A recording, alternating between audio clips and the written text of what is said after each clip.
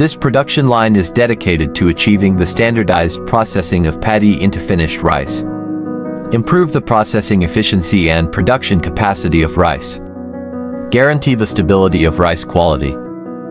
This production line turns raw paddy into market-ready rice via impurity removal and hulling, milling and whitening, grading and color sorting, and packaging.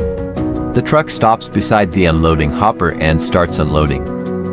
Subsequently, the paddy is conveyed to the raw material warehouse through the operation of the conveyor belt. The paddy is conveyed to the impurity removal and hulling section.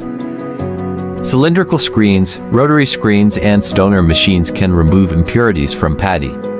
The rice huller machine peels off the outer shell of paddy.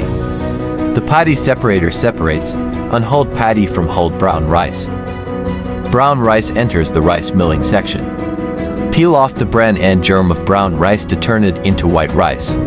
Control the degree of whitening according to customer needs. Grading and color sorting section. Rotary rice grater classifies white rice by rice integrity.